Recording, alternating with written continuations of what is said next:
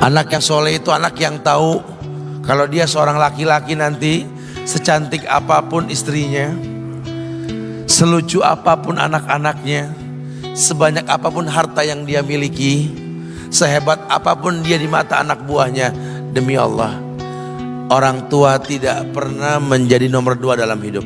Ini banyak orang yang suka salah ini. Cuma gara-gara dunia, orang tua panjang mata menanti kedatangan anak. Jangan, ya, jangan. Anak yang soleh tahu sekali, sampai kapanpun ibumu, ayahmu, sampai kapanpun. Dunia nggak membuat dia lupa ada berkah keramat dunia hidup di atas muka bumi ini. Dia nggak repot datang ke makam-makam para wali. Orang tua nomor 1 yang dia temui. Ini orang hebat. Ini banyak di antara kita makam-makam didatengin, di mana saja didatengin, ngalap berkah. Orang tua panjang mata, berlinang air mata menanti, mana anakku? Mana pohon yang pernah kutanam? Mana pohon yang pernah kurawat? Kudengar dia sudah mulai berbuah, ingin kurasakan buahnya. Berani mengeluarkan dana jutaan untuk hal-hal yang gak disyariatkan. Ini orang tua panjang mata. Rela ndak rela, orang tua kita akan mendengar dan melihat. Ma, aku pengen nikah, aku pengen berkeluarga, ma.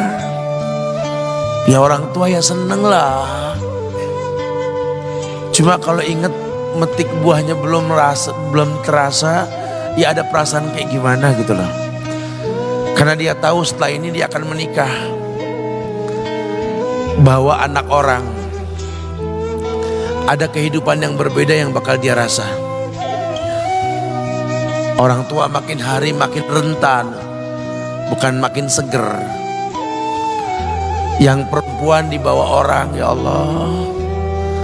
Baru kemarin perasaan mainin poni, ini anak perempuan kita, betul. Baru kemarin mainin kepangan rambutnya, ya Allah. Ya Allah, baru kemarin perasaan saya titah dia, titah, ya Allah. Belajar jalan, bisa berlari bawa sesuatu, coret-coret tembok, aduh Masya Allah. Sekarang udah gede, dibawa orang, ya Allah, Masya Allah. Yang laki dekat sama mamahnya. Baru kemarin tangan mungilnya kita tuntun, kalau kelepas dia nangis, betul. Sekarang tangannya keker besar, tangan ibunya keriput, betul. Mau nangkep tangan anak pun sudah mulai susah. Nebawa anak orang datang dengan gagah, cium tangan, cipika-cipiki, udah. Ma, kita jalan dulu ma ya. Udah mama, udah. Digandeng tangan kekasihnya, dirangkul pundaknya. Ini anak laki ndak tahu ibunya kayak diiris-iris jantungnya. Dia lihat tangannya yang keriput, ya Allah. Udah berapa lama tangan ini nggak dibawa sama anak ini? Udah berapa lama tangan ini nggak digandeng sama anak saya?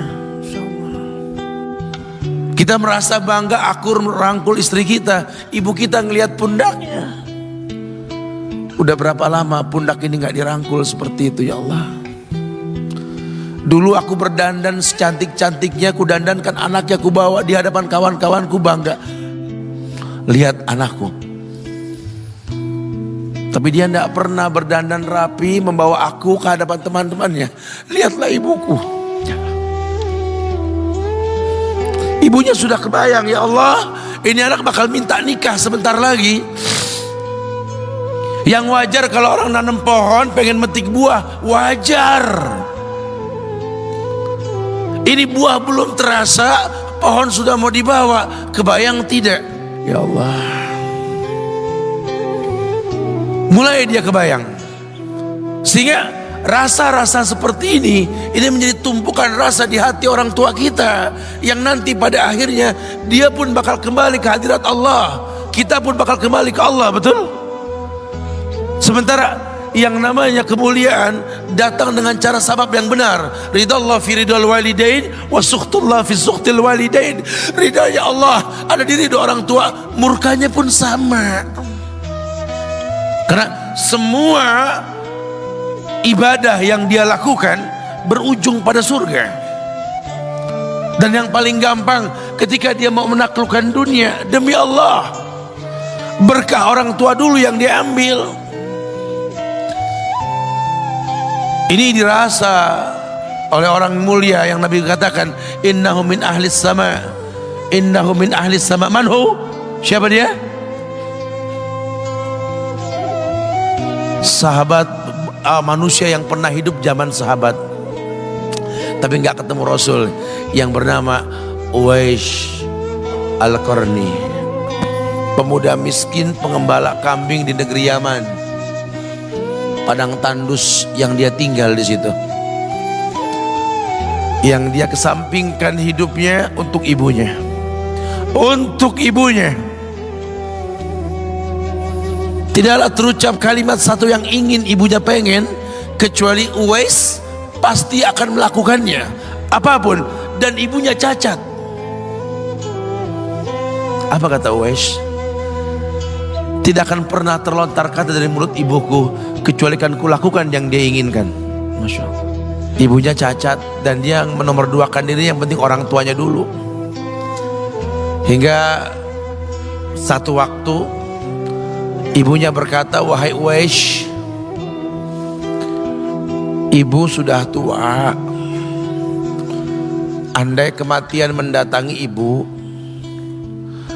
ada beberapa keinginan yang ibu pengen merasakan keinginan tersebut. Mungkin enggak ya? Apa Bu? Katakan. Ibu pengen haji. Bengong, Wais, ya Allah Bu, ini Yaman, Hadramaut, yang sekarang saja pesawat itu bisa 3 jam menuju Saudi itu, 2 jam lebih lah menuju Saudi. Ini lebih jauh lagi, kebayang berapa ratus kilo, berapa ribu kilo nggak tahu. Ya baiklah ibu, kata Uwais, aku tidak pernah menolak permintaan ibuku, tapi kali ini aku tidak bisa menjawab karena mikir gimana caranya ini. Apalagi dia seorang pemuda yang punya penyakit sopak, ada tanda-tanda putih di bagian badan itu kayak pano besar gitu tuh. Udahlah, terserah gimana nantilah. Yang penting ini nomor 1 dalam hidup ini. Dia beli seekor anak sapi, digendong tiap hari itu sapi sama si Uwais menuju puncak gunung. Turun lagi, gendong ke atas, turun lagi tiap hari. Sampai orang bilang, Uwais gila no. Orang sapi dipiara, dia digendong tiap hari naik gunung yang tinggi. Sampai nggak berasa, dikatakan 8 bulan dia lakukan itu. Sehingga terbentuklah fisiknya yang bagus karena olahraga tiap hari bawa itu sapi. Dan sapi itu makin berat, dalam hikayat dikatakan sampai di atas 100 kilo itu sapi.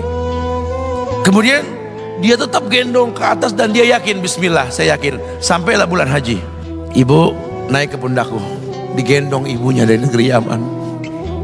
Subhanallah, gak ada yang gak mungkin. Lihat, dibawa ibunya ke Mekah, bertawaf di Ka'bah, dunia menyaksikan. Bahkan hikayat mengatakan dia sempat bertanya kepada sahabat Abdullah bin Umar, aku telah menggendong ibuku dari negeri Yaman menuju Mekah, bertawaf di Ka'bah ini.